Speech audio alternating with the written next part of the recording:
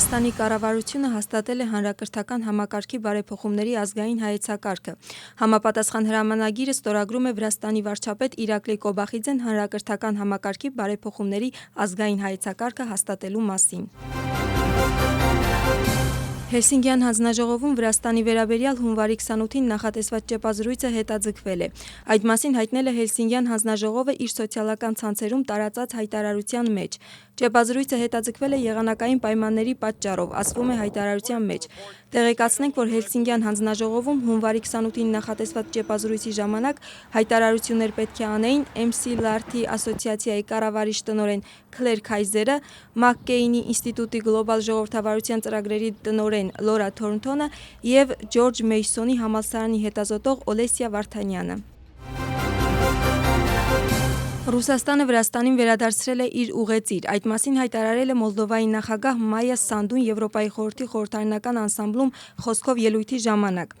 Սանդուն խոսքով ելույթի ժամանակ զրուցել է Ռուսաստանի հիբրիդային գործողությունների մասին և նշել, որ Մոլդովան և Վրաստանը դարձել են Մոսկվայի հարձակման թիրախը։ Մոլդովայի նախագահի խոսքով Ռուսաստանի հաջորդ թիրախը Հայաստանն է։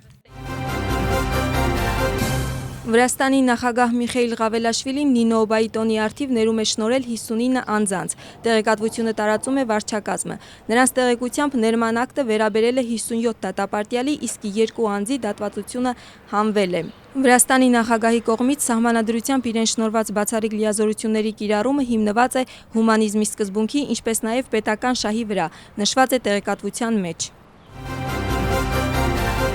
Վրաստանի ներքին գործերի նախարարության աշխատակիցները ձերբակալել են Չոխատաուրիի քաղաքային խորհրդի նախագահ Դավիթ Շարաշիձեին ոստիկանի նկատմամբ կատարված խմբակային բռնության մեղադրանքով։ Այս մասին ասվում է ներքին գործերի նախարարության կողմից տարածված տեղեկատվության մեջ։ Նրանց տվյալներով ևս 2 անձ թաքնվում է և նրանց ձերբակալելու նպատակով ակտիվորեն իրականացվում են օպերատիվ որոնողական աշխատանքները։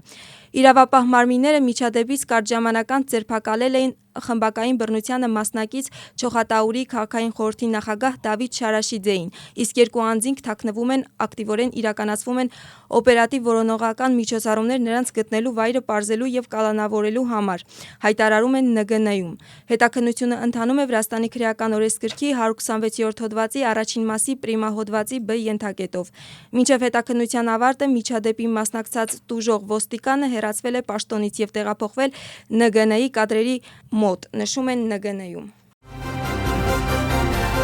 Ներքին գործերի նախարարության Քվեմո Քարթլիի ոստիկանության վարչության աշխատակիցները ձերբակալել են 1970 թվականին ծնված, նախկինում դատապարտված Ի.Գ.-ին, ընտանիքի անդամի նկատմամբ կատարված կանխամտածված սպանության մեղադրանքով։ Քննությամբ պարզվել է, որ այս տարվա հունվարի 27-ին մեղադրյալը Դմանիսիի քաղաքապետարանի գյուղերից մեկում կիրառելով սառը զենք վիրավորել է կնոջը 1983 թվականին ծնված Է.Ա.-ին։ Մեղադրյալն ինքը փորձել է վիրավորին տեղափոխել կլինիկա, սակայն ստացած վնասվածքների հետևանքով Է.Ան մահացել է։ Ի.Գ.-ն անձամբ է ներկայացել ոստիկանություն և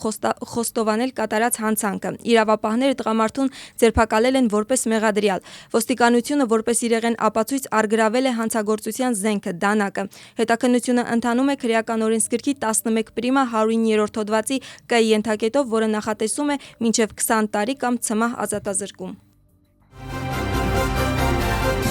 Ուկրաինայի նախագահ Վլադիմիր Զելենսկու և Բրիտանիայի վարչապետ Կիր Սթարմերի միջև հեռախոսազրույց է տեղի ունեցել։ Նշվածի մասին գրում է Վլադիմիր Զելենսկին սոցիալական ցանցում։ Բրիտանիան Ուկրաինային օգնում է ոչ միայն խոսքերով, այլև իրական էներգետիկ փաթեթներով։ Մենք գնահատում ենք արդեն կայացած որոշումները և հույս ունենք, որ մեր խորհումները օդային պաշտպանության ամրապնդման վերաբերյալ մեր քննարկումները նույնպես արդյունքներ կտան, նշում է Զելենսկին։ Նրա խոսքով առաջնորդների զրույցը նաև անդրադարձել է դիվանագիտական ջանքերին և բանակցային գործընթացին։ Էմիրություններում հանդիպումները կառուցողական էին և երկխոսությունը կշարունակվի այս շաբաթ։ Ուկրաինան ցանկանում է հնարավորինս շուտ ավարտել այս պատերազմը և պատրաստ է աշխատել ամբողջ օրվա ընթացքում արժանապատիվ խաղաղության հասնելու համար։ Այսպիսի պատրաստակամություն պետք է լինի նաև Ռուսաստանի կողմից, հայտարարում է Զելենսկին։